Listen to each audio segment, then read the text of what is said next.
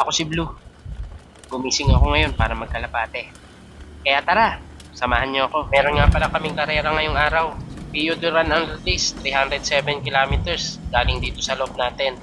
Pero eto muna yung mga ibon ko na naiwan dito. Bali mga YB lahat yan, hindi ko pa napapakawalan. Bago nga pala tayo mag-abang ng mga ibon, maglilinis muna ako ng kulungan.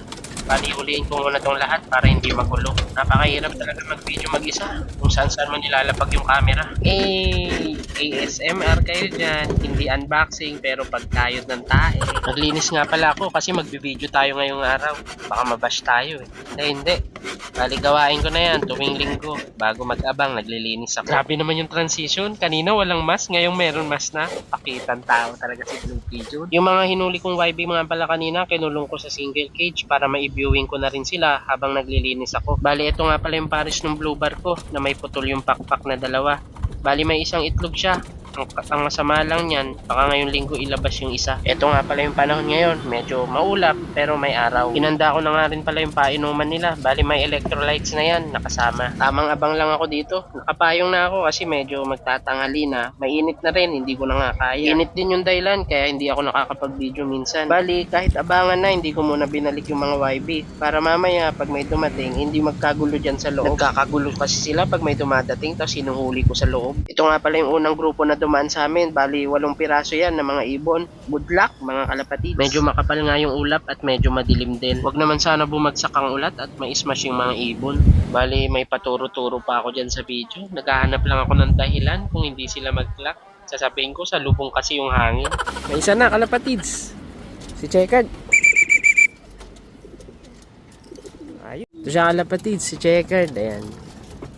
Painumin na natin. Painom ko na rin ng reload bago painumin ng electrolytes. Sabay na. May bago ulit siyang tatak eh. Ay, ba't may naway? Ayun oh, kabilaan kalapatids. Awit, tanggalin muna natin tong blue bar. Ayan, may isa na tayo kalapatids.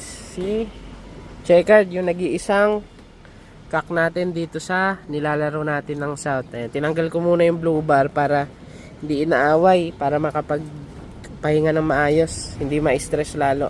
Bali, ito yung mga sticker mga kalapatids. Ito yung first lap, second lap, third lap, tsaka fourth lap. Bali, ano tayo ngayon? Fourth lap ng OB, tapos third lap ng YB. Sana makompleto din natin.